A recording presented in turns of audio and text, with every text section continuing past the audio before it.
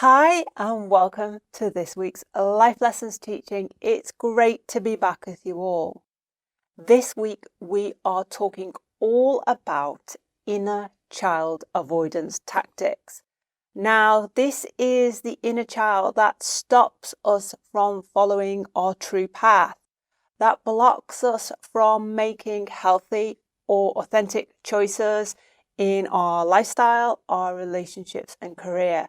And it's the same inner child that can often make excuses for us to not practice self-care or not do self-development work, even though deep down we know that this is required in order for us to flourish and grow. So we'll be sharing what we believe are the most common inner child avoidance tactics and how you can stop them.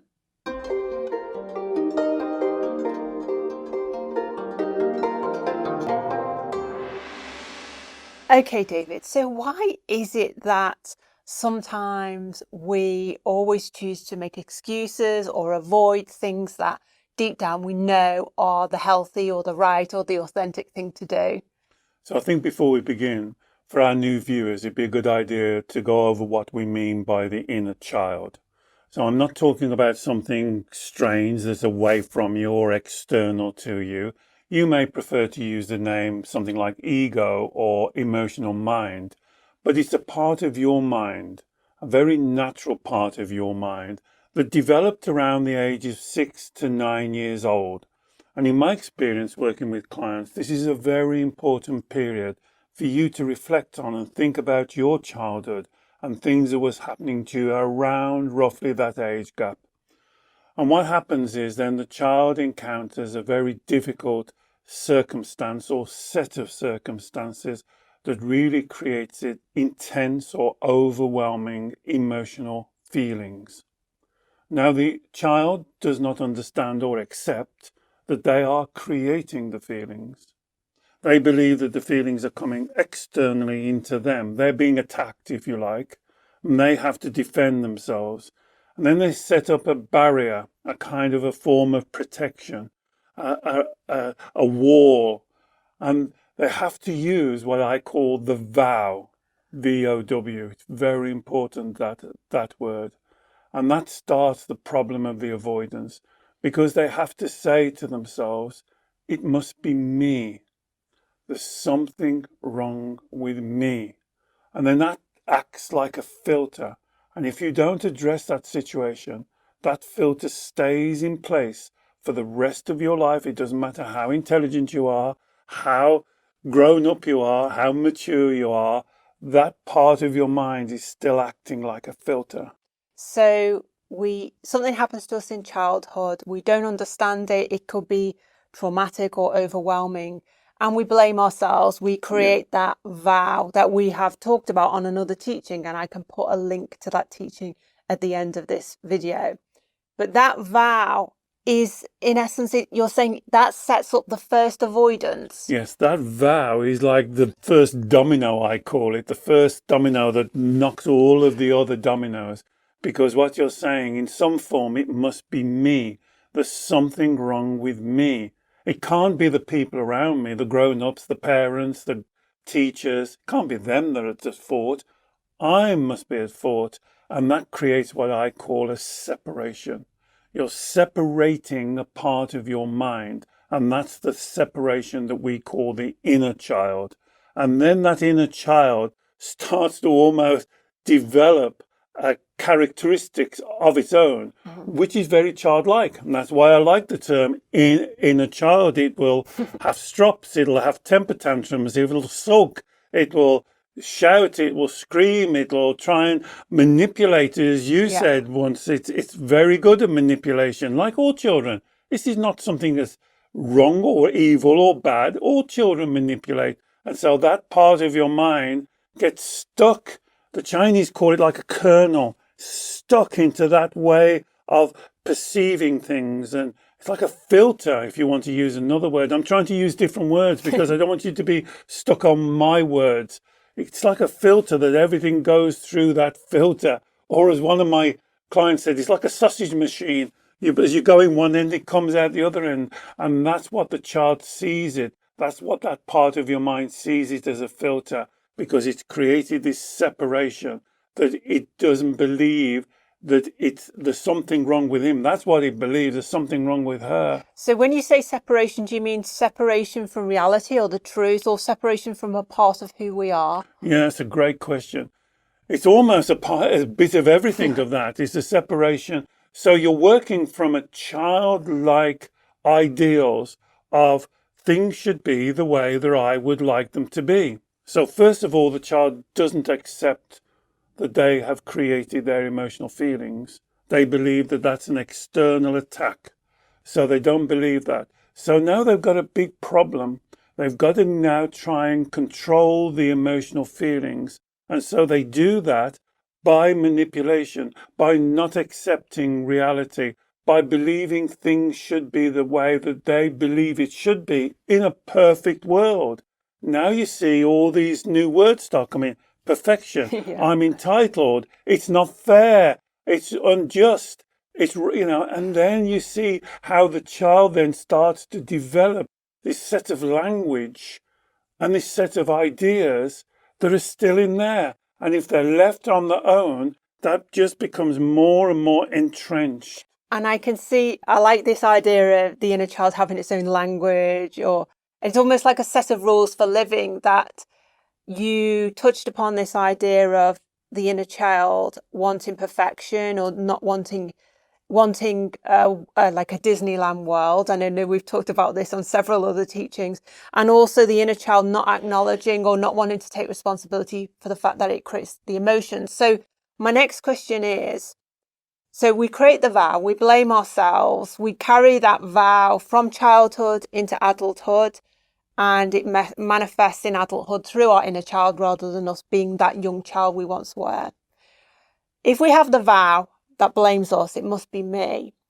Is the avoidance then avoidance of emotions or avoidance of reality, which isn't a Disneyland? Is that what the inner child is avoiding? Well, you see, this is why it gets very interesting. This is what interests me about this subject. And it can be confusing. So let's go carefully. So the inner child creates a separation. And the vow is it must be me. So it wants to get away from that vow. So what the inner child then begins to do is to blame you. Okay. But it doesn't see itself as you. Thank you. Okay, I get There's you. the confusion. Let me give you an analogy. I call it the chocolate biscuit analogy. If you've got a physical child and the physical child comes and says, can I have a chocolate biscuit with my milk? And you say, yes, of course you can, darling. Here's a chocolate biscuit. Then he comes back 2 minutes later and says, can I have another chocolate biscuit? I haven't finished my milk. And you might say, okay, one more then. And that's a minute later, he comes back, can I have another chocolate biscuit? And you say, no. Now, what does a child do? It has a sulk. It creates problems. Oh, it's not fair. Oh, it starts to cry. This is the manipulation that we talk about. Now, let's just follow that analogy along. If it goes on and on and on and on until you say, here, have the packet of chocolate biscuits. Have them.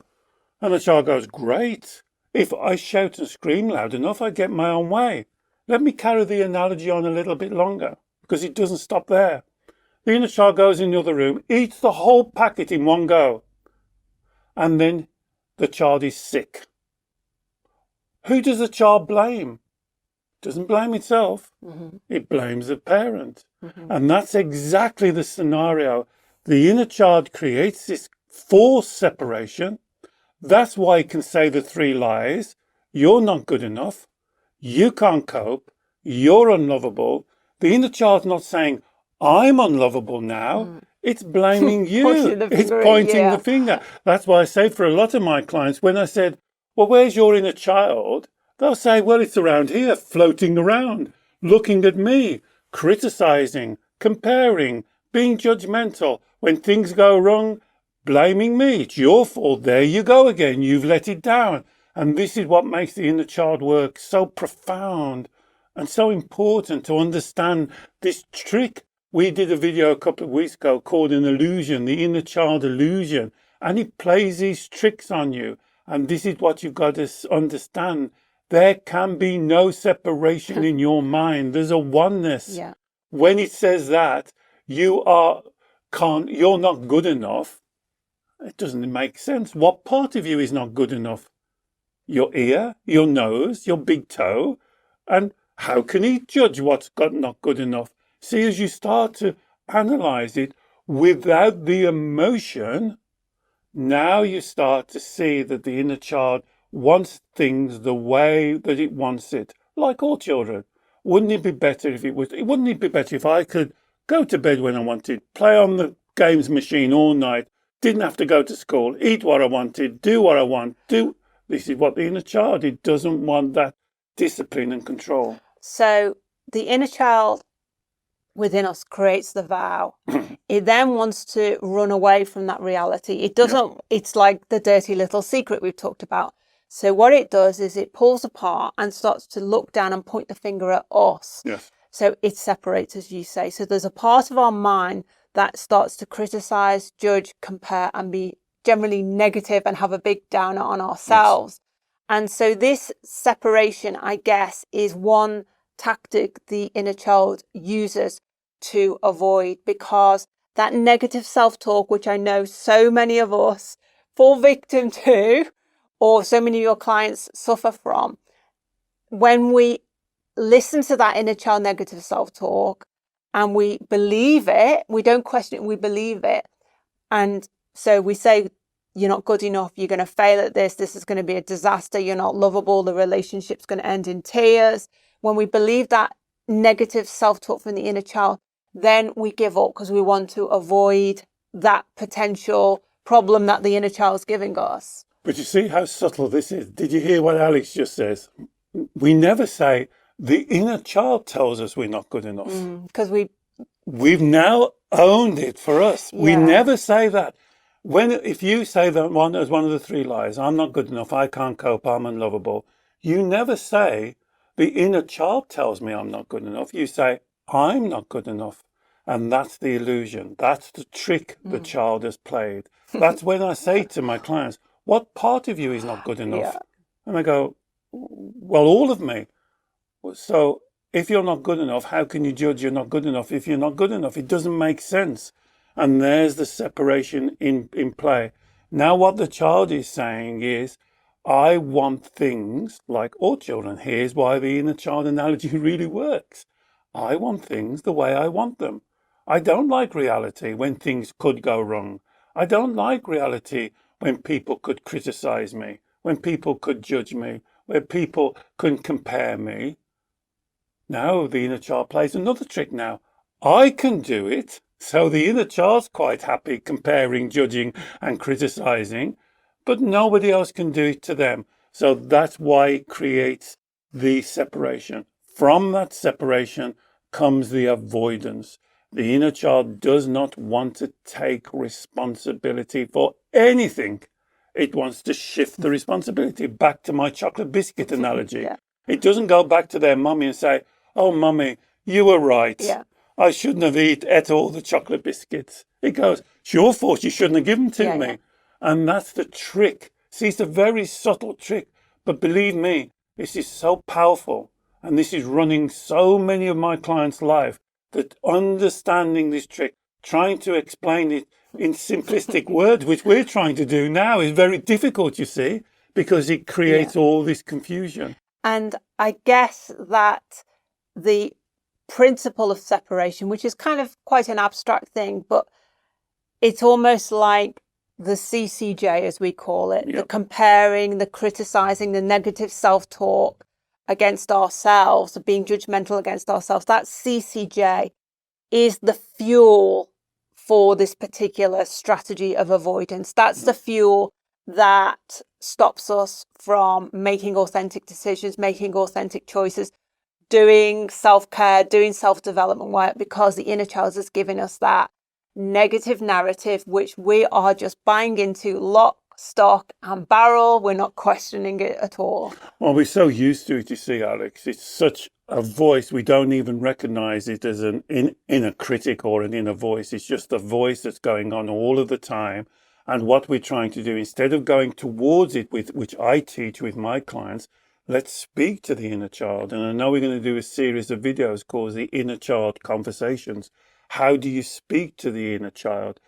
Back to my analogy of the chocolate biscuits, instead of saying to the child no, and this is the reason why, and to deal with the temper tantrum, the parent gives in and gives the whole lot. And that's what we've been doing all of our lives. We give in to the child. So instead of us being at the wheel of our car, there's an 8-year-old driving our car. And we're saying, oh, no, don't do that. Oh, it's wrong. Oh. And we're sitting in the back like we're some kind of a victim. And that's why I say, that's why that teaching is so important. We are the creator of our emotions, not the victim of them. And that's why the inner child cannot and will not accept that you create the emotions. Many of my clients, when we get through session 1 and they start to understand, they'll say something like this: David, like mentally, maturely was the word I was looking for. Maturely, David, I accept that I create my emotions, but, and there's the but word, which means I accept it, but I'm not going, there's the child in control. Once you use the word but in the middle of a sentence, means forget it. The child is in control. Now, the child is on a different agenda. Yeah. Totally different. The child wants this life that's somehow free of all anything that it finds uncomfortable or doesn't follow what it wants. It's got this perfect ideal. A lot of my clients would call it perfection. I call it utopian or Disney World. Everything works out the way it wants it to work out, when it wants it to work out, the time period it wants it to work out. People do and say what it wants. There's no inconvenience. Everybody thinks that, it's all these childlike ideals. So the inner child, because it wants these childlike ideals, anything that he believes or sees on the horizon which may not be in accordance with those ideals or may not produce the results it wants or may go completely against the grain of those ideals, it will want to avoid. Absolutely. And so that's everything. Yeah, literally everything. Literally everything. Because life in the general is not perfect. And we cannot avoid the fact that we create our emotions. So therefore, we've got to take responsibility for them. And there's its problem. Now it's got a real big problem now. And that's why it goes on what we call the Carousel of Despair. Now, some people would call it a habit. Some people would call it many other things. I call it familiarity. You see, so the inner child will always go on the familiar road, even if it's proven to be wrong, because it's got a reason. If it's wrong, it blames you. It blames you. But this is more familiar. Lots of my clients will say, well, it's easier. Have you said this? Oh, it's just easier. It's like the parent. Oh, it's easier to give them the chocolate biscuits. Oh, it's easier to let them stay up later. Oh, it's easier. It's not. It's giving in. You are surrendering, if you want another word, to the child. The child, then you're attached to the child. The child is you, and then you've got an 8-year-old in control of your life. So is this carousel of despair then almost like another tactic, avoidance strategy that the inner child uses? It's one of the main ones. You could call it a self-fulfilling prophecy. I always say on my videos, and you've heard me many times, please write in and tell me why you're not good enough. The fountainhead, the beginning of why you believe you're not good enough. The original reason. The fountainhead, the first cause. Because when you came into this world, nobody held you up to the light and says, you're not good enough. This is something you've learned. And then most of my clients will write in and they'll say, I'll give you the evidence, David. I'm unlovable. One lady did this a few months ago. I'm unlovable because I've had 3 failed marriages. And there's the evidence. That's not the evidence. That's the result of believing you're not good enough. That's where you get it wrong. You've got to predate it, not post-date it. You can't look and think, well, if I'm unlovable, what's going to happen to me? Well, I'm not going to be loved, am I? I'm going to have people walk away. There's the evidence. I'm unlovable. No, that's not the evidence. That's the result of thinking you're unlovable. You have to do the golden thread to go down to the cause. Why do you now believe that you're unlovable? Because I don't. This is what I say to my clients. Please convince me. Please convince me you're unlovable. You can't cope. You're not good enough. Please convince me. And in 45 years, like nearly, not one client has been able to convince me because there's no evidence. There are plenty of results, but no evidence. So that's the trick. The avoidance trick is the inner child plays on you to put you onto the carousel. And so it becomes a self-fulfilling prophecy. You keep on following the path. Now, you may call it, oh, it's just a habit. Oh, I can't help it. Oh, I've done it before I've realized. My clients will use words like, David, you don't realize it's ingrained. And all of this is the child in control, saying you're not in control here. The child's in control. The child's in control, and you haven't gone and addressed the child. So that's the number one avoidance. Well, not perhaps the number one, but one of the main ones, because it's very good. Because another one is confusion. Okay. So can I just ask you before we go into confusion? I think what I've identified here from what you said is with the separation, the first strategy, that can be identified by the CCJ, the negative self-talk, the I'm not good enough, or you're not good enough, you're not lovable, you can't cope, you can't manage. That's the fuel for the separation. For the carousel of despair, the fuel is the inner child accumulating as much evidence as it can possibly see. So the trick the inner child plays, as you've just said, is rather than looking for the original reason, the original evidence, the inner child wants you to focus on and wants you to accumulate all the negative outcomes to prove its point. Exactly. So that's the fuel. Exactly. So the third one then, the confusion. Is what we call the maze of confusion. Now, the inner child loves confusion because it carries on doing what it wants to do, and it will get you lost in confusion. It will put layers and layers and layers and layers on. People come to me with many presenting difficulties, such as overeating, gambling problems, smoking problems, lack of self-esteem. And what the child is doing is putting layers of other issues on top, so it sits underneath nice and quiet, and you spend your time. That's why it doesn't want to own up, because one of the biggest, I would say 90% of people that come to me is because of their emotions. That's the reason. So the inner child's there at the bottom, and it loves talking about emotions. It will spend years talking about, tell me how that makes you feel. Let's explore your emotions a bit deeper. Let's talk about your emotions. How does that person affect your emotions? It loves that because nothing's changing. It's got you in the confusion. And you talk endlessly about emotional issues and situations. And this is what I say to my clients. I'm acknowledging your emotions, absolutely 100%. I would say they're even more powerful than you're giving me. But now I do not want to talk about your emotions.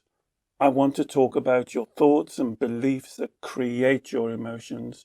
Once I say that, you can almost see their face change, because their inner child goes, whoa, oh, you're uncovering me. I don't want to be uncovered. Let's talk about the emotions. I feel like this, David. I feel overwhelmed. I feel like it's too much. I say, no, are you saying you think it's too much? Are you saying you believe you are overwhelmed? And that's the golden thread, because the golden thread will eventually lead to the inner child. And I've said in all of my videos, the inner child is not a monster. The inner child is not evil. The inner child is not a demon. The inner child is not against you. The inner child is like a stuck little child, huddled up in a corner, not knowing what to do because nobody's ever sat down with them. Give them a hug, listen to what they've got to say, and answer the questions. And so therefore, what is done over the years, it is an expert at creating avoidance. That's, oh my goodness, it is so good at creating avoidance that you now don't even realize it's doing it. And so, as you say, this could be applied to anything, any like big momentous critical decisions in our life in terms of lifestyle, career, relationships, but it could also be applied on day-to-day applications, like why when we know it's a good idea to go out for a healthy walk but we choose not to, or Exactly. why when we know it's a good idea to be mindful of our self-talk for all the reasons from listening to our teachers, and yet we're not. So this avoidance is happening all the time on so many kind of macro and micro levels. That's right, because then you can spend your time working on all of those levels, and there's the confusion. Yeah. You're not going to the root cause. Yeah. So say, for instance, if a lady, or it's nearly always ladies, but sometimes gentlemen, they come to me with weight problems, they're overweight, and they say, I know how to eat healthy. I know. And then my question is, well, why don't you? I don't know. You see, that if you hear these terms, I don't know, it doesn't even make sense. So you've got to find out the reason. So that's always the inner child at work there, because the inner child is laid on a level of confusion. It wants you to talk about diets and exercise and all of these things, not what it's stuck on, not what's much, much deeper. And that's what the golden thread does when we demonstrate the golden thread on these videos. I'm sure Alex will put links to the golden thread videos. You see asking why, in a calm, gentle way, trying to get to that part of your mind that we're labeling the inner child, to see what it is it's stuck on, to see what it doesn't understand, to see what conclusions it's come to, and he will hold on to those conclusions like grim death. Yeah. The inner child, as we said a couple of videos ago, is a stubborn little thing. It is willful. It will not let go. And that's why you've got to engage it in conversation. And so, as you say, the inner child just does not want to be found out. So when it starts to suspect that you're doing the self-care or doing the self-development work or doing the golden thread process that we teach for yourself, that's when it will put in extra effort for the separation. So even more criticizing, being judgmental, comparing you negatively, even more of the maze of confusion, saying, well, you've messed this up before, you've tried this regime 100 times before and it's never worked. So there's the kind of the gathering on the carousel of despair, and it keeps you on the maze of confusion because it starts to create more red light emotions. And why do you think it does that? Because it wants to keep you on the familiar path. So although I guess there's a part of us that knows, and I guess that's our Shen, our authentic self, knows that, this is the right thing for me to do. It's right for me to make authentic choices. It's right for me to focus on my own self-care. It's right for me to do this self-development work, which may be a bit uncomfortable or unfamiliar at first. Authentically, we know that, but the inner child does not want to suffer. It doesn't want any hardship somehow. It doesn't want any red light feelings. It doesn't want anything which is uncomfortable or takes it away from this kind of fairyland, imaginary world that it believes somehow will one day be achieved if it pummels you down hard enough with all these avoidance tactics. And it also knows that if it does it, because it's got the evidence in the past, you will give up. Yeah, that's the truth. Yeah. That's why it does it. Just like a child, if I scream and shout loud enough, I will get the packet of biscuits. I've just got to shout louder. And if I'm not getting them, then I'm not shouting loud enough. And that's why nearly all of my clients do need a little bit of support, because you have a raging inner child there, and you have to learn not to fight fire with fire. What a lot of my clients do, they battle it, and there's no need to battle your inner child. You have to be loving, inquisitive, genuinely interested in what the inner child is saying, and get it to ask for its evidence. That's what the golden thread does. You engage. And I like this word, it's emotional education, because the inner child has not been educated, and it's working from a very narrow perception. Right, wrong, good, bad, their way or no way. And you've got to widen the perception so that they see things in a different way. And that's a joyful process of educating your child, because instead of creating the separation, what you're doing is you're bringing them together. And just imagine this amazing, willful inner child, so strong, so determined, so forceful, on your team, working together with you. And that's what I'm trying to achieve, is you bring your inner child part of your mind and your mature part of the mind together as one. So you following the path, what I would call the Wu Wei, your authentic true path. And here's the life lesson. If you're tuned into your inner child, if you're just placating him, avoiding him, giving him more chocolate, giving her more chocolate, blaming her, blaming you, and all of this circle of going on, you're not walking your path.